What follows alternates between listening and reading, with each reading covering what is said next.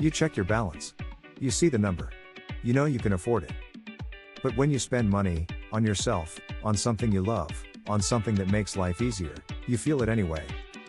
Guilt. Not because it was irresponsible. Not because you couldn't afford it. But because somewhere deep inside, a quiet voice says, you shouldn't. This video is about that voice. And why so many people, even those who are financially stable, feel guilty every time they spend. It's not about math. It's not about logic. It's about programming. Emotional inheritance. Childhood messages. Unspoken rules. And the identity you've unconsciously wrapped around money your entire life. Let's start here. Most guilt around spending has nothing to do with the present moment. It's about the past. Maybe you were raised in a household where money was tight. Where frugality was praised. Where pleasure was delayed or dismissed. Where you watched the people around you sacrifice endlessly, without complaint. You learned early, spending is selfish. Comfort is indulgent. Ease is dangerous. And if you have money, you better hold on to it, because it might be gone tomorrow. Even if no one said those words out loud, you felt them. So now, as an adult, even if you're financially stable, even if you've worked hard, even if you've earned it, you feel guilty when you spend. Because guilt is what your nervous system associates with spending. It doesn't matter if the math checks out. Your emotions are responding to a script written decades ago. Let's go deeper. Spending isn't just a transaction. It's a story. A story about who you are. What you're allowed to have. What you believe you deserve. When you grow up with scarcity, emotional, financial, or both, you internalize the idea that comfort is conditional. That you must earn rest. Earn joy. Earn peace. And even then, you probably shouldn't enjoy it too much. This isn't just guilt. It's a defense mechanism. Because deep down, you're trying to stay safe. To protect yourself from loss. To avoid becoming the kind of person you were warned about, the careless spender, the selfish buyer, the one who doesn't think ahead. But here's the truth, you are not irresponsible for spending money. You are not greedy for making your life easier.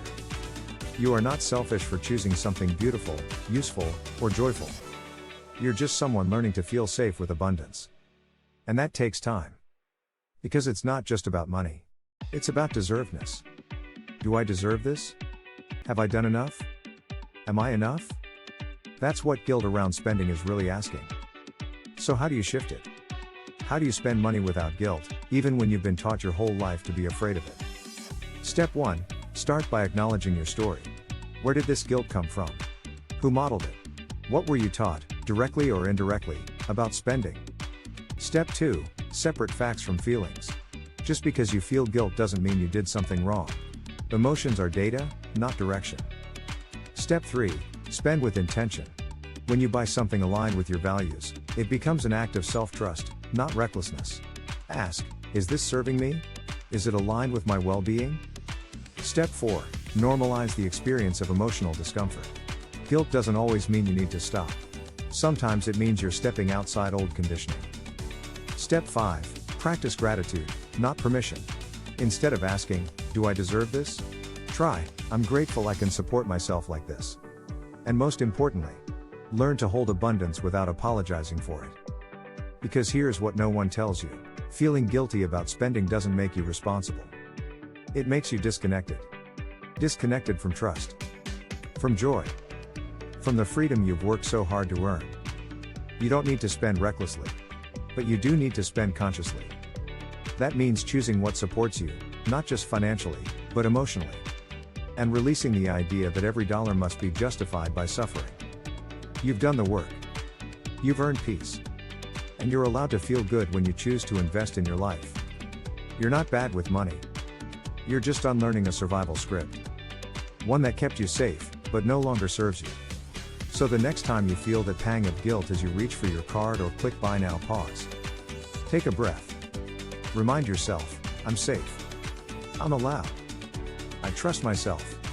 And that shift, slowly, gently, is what breaks the cycle. Not by denying your guilt, but by walking through it. One brave, conscious choice at a time.